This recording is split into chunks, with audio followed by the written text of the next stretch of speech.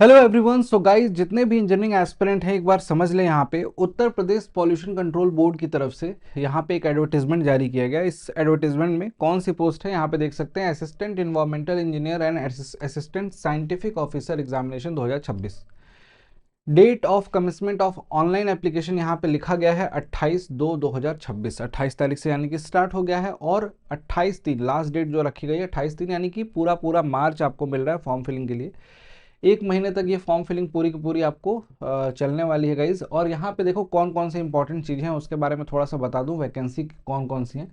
यहाँ पे पहले पढ़ लेते हैं। The Uttar Pradesh pollution control board invites online application for Indian citizen for recruitment of 26 temporary post. अब यहाँ पे लिखा हुआ है temporary post of assistant environmental engineer पे level 10 and 14 temporary post of assistant scientific pay level 10. The number of vacancies may vary. The category wise breakdown. अब यहाँ पे समझना, बहुत सारे लोग सोच लेते हैं कि ये कैसी पोस्ट है सर, यहाँ पे क्या है, टेम्परेरी क्या है, ये क्या है, बहुत सारी चीज़ें दिमाग में आएंगी। सबसे पहले एक एक चीज़ को क्लियर करते हैं। सबसे पहले यहाँ पे समझते हैं आप लोग कि नंबर ऑफ पोस्ट कितनी है सर, है ना। Number of post assistant environment engineer की टोटल पोस्ट 26 है, जिसमें अनरिजर्व के लिए 11, ओबीसी के लिए 7 हैं, शेड्यूल कास्ट के लिए 6 हैं और शेड्यूल ट्राइब्स के लिए 0 हैं। ईडब्ल्यूएस के लिए 2 सीटें हैं। असिस्टेंट साइंटिफिक ऑफिसर जो है उसके लिए 14 टोटल पोस्ट हैं। अब इसमें इंजीनियरिंग एस्पिरेंट जो है वो असिस्टेंट इन्वायरमेंटल इंजीनियर जो है इस पोस्ट पे जा सकते हैं। अभी आपके लिए पूरा यहाँ पे बताता हूँ रिजर्वेशन का स्कीम और guidelines for filling the online application, ये सारा कुछ दिया हुआ है। ऑनलाइन एप्लीकेशन के लिए आपको क्या करना होगा, ऑफिशियल वेबसाइट www.upcpc.up.gov.in से जाके भरना है। Candidate advise not to wait until the last date, definitely ये हर नोटिफिकेशन में लिखा रहता है। आगे थोड़ा सा इसमें मैं आपको यहाँ पे दिखाना चाहूँगा। देखो, after the last date of submission of online application, admit card and other important information shall be available on the assistant environmental engineer and assistant scientific officer examination 2026 at the official website. साथ साथ में यहाँ पे लिखा हुआ है कि Uttar Pradesh pollution control board UP PCB reserve the right to allot the examination, ये सारी जगह होती है। अब यहाँ पे समझ लेते हैं कि एप्लीकेशन फ़ी इन्होंने कितनी रखी है, जो कि सबसे बड़ा एक चैलेंजिंग टास्क यहाँ पे आपको दिखाई देगा, जो मैं आपको बताना भी चाहता था। यहाँ पे देख सकते हो अनरिजर्व कैटेगरी के लिए 2,000 रुपये फ़ी रखी है, ओबीसी के लिए 2,000 रखा गया है, SC ST के लिए भी 1,000। मतलब समझ रहे हो आप, शेड्यूल ट्राइब की पोस्ट कितनी थी, उसमें 0 थी। ST की पोस्ट 0 थी, लेकिन यहाँ पे फॉर्म वो भर देगा गलती से बच्चा, वो क्या करेगा। ठीक, पर्सन विद डिसेबिलिटी नील। आपको यहाँ पे जो वैकेंसी वाला बाइफर्केशन दिखाया था उसमें इंजीनियर्स वाला, उसमें आपको दिखाया भी था मैंने। हाँ, वो जनरल कैटेगरी में ज़रूर आएंगे, जनरल कैटेगरी में अगर फाइट कर पाएंगे तो। अदरवाइज़ यहाँ पे ST की सीट भी 0 है। ठीक, आगे थोड़ा सा बढ़ते हैं हम लोग और बाकी चीज़ों को पे भी ध्यान डालते हैं। तो देखिए, department of freedom fighter ex serviceman and female candidates are required to pay the fee as per their original category mentioned above from the serial number 1 to 5।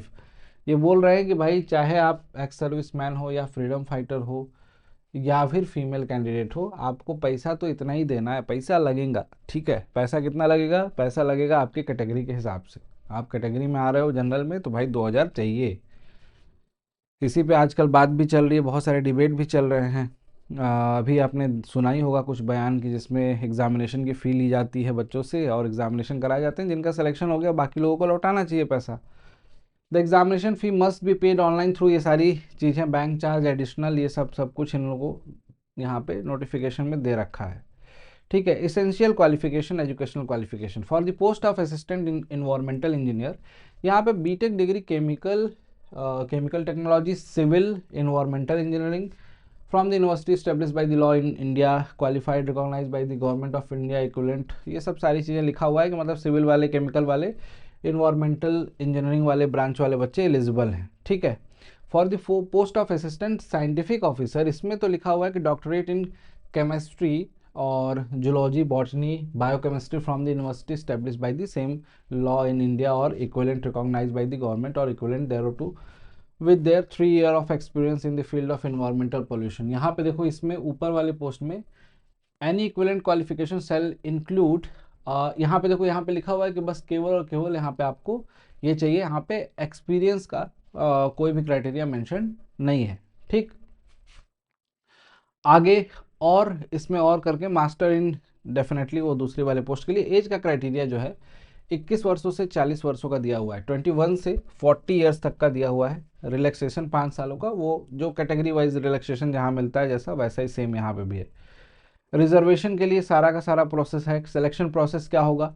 Candidate will be selected on the basis of CBT and interview. Selection for the post advertise in the advertisement will be done under the provision of the Uttar Pradesh pollution control board service regulation 1995।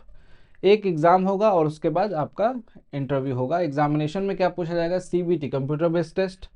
अब देखो BTech वाले aspirant जो है ना, यहाँ पे assistant environmental engineer वाली post है, उसमें इन्वायरमेंट इंजीनियरिंग के 70 क्वेश्चन, जिससे मार्क्स आपको मिलेंगे मतलब 280 मार्क्स मिलेंगे।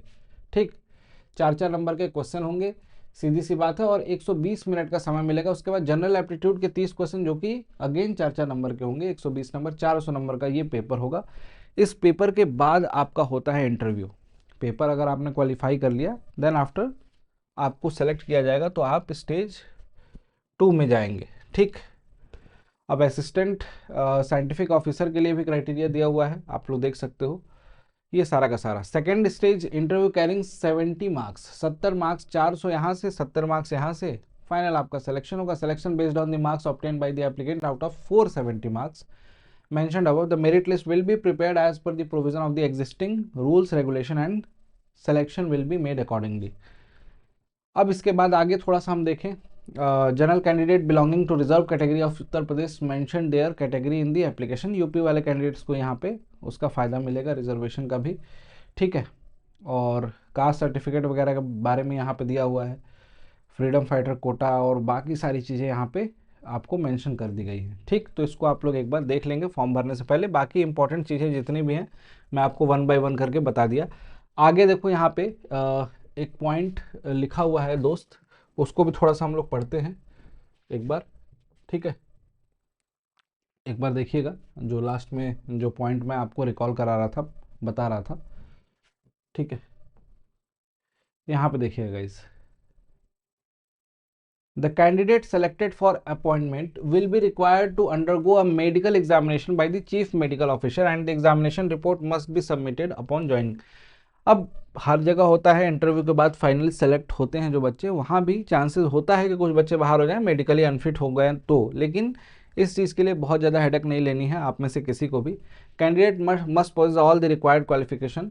एलिजिबिलिटी क्राइटेरिया कब होना चाहिए? सारी की सारी एलिजिबिलिटी क्राइटेरिया 28/2/2026 को, इस दिन जिस दिन फॉर्म फिलिंग स्टार्ट हो रही है उस दिन तक आपके पास सारी क्वालिफिकेशन से रिलेटेड जितनी भी क्राइटेरिया है, मतलब आप पास होने चाहिए डेफिनेटली, और ये सारी की सारी चीज़ें आपको दी हुई हैं। तो ये पूरा का पूरा एडवर्टीज़मेंट आपका था। ठीक, और इस एडवर्टीज़मेंट में आपने ओवरऑल सारी चीज़ें आपने देख रखी हैं, जो जो इम्पोर्टेंट पॉइंट थे उनको मैंने हाईलाइट कर दिया गाइज। इन सभी पॉइंट को दिमाग में रखते हुए अपनी प्रिपरेशन को अगर कंटिन्यू रखना है तो इस एग्जामिनेशन के लिए डेडिकेटेड तरीके से आपको पढ़ना पड़ेगा। ठीक है, और जितने भी एस्पिरेंट हैं, जो भी एस्पिरेंट इस एग्जामिनेशन को देने वाले हैं, उन सभी से बस इतना ही कहूँगा कि डेडिकेशन के साथ अगर अपने सब्जेक्ट पे कमांड बनाओगे इन्वायरमेंटल इंजीनियरिंग पे, तो डेफिनेटली यहाँ पे अच्छा कर सकते हैं। एक सब्जेक्ट से पेपर हो रहा है, सिविल वालों के लिए तो वो एक सब्जेक्ट है, लेकिन बहुत डीप डाउन जाके पढ़ना पड़ेगा, क्वेश्चन अच्छे लेवल के रहेंगे। जो लोग इन्वायरमेंटल से ही डेफिनेटली अपना ग्रेजुएशन किए हैं, बीटेक किए हैं, उनके लिए एक अच्छी अपॉर्चुनिटी है, ये भी मैं कहूँगा। ठीक है, thank you so much, bye bye, take care, till then keep learning, पढ़ते रहिए, स्वस्थ रहिए। अगर कोई भी इन्फॉर्मेशन चाहिए तो इस चैनल को सब्सक्राइब जरूर कर लेना। एग्जामिनेशन से रिलेटेड जितनी भी आगे की इन्फॉर्मेशन होगी, क्या पढ़ना क्या नहीं, वो सारी इन्फॉर्मेशन चैनल पे ही आपको प्रोवाइड कराऊंगा। थैंक यू, वीडियो अच्छी लगी हो लाइक जरूर करिएगा। Thank you guys.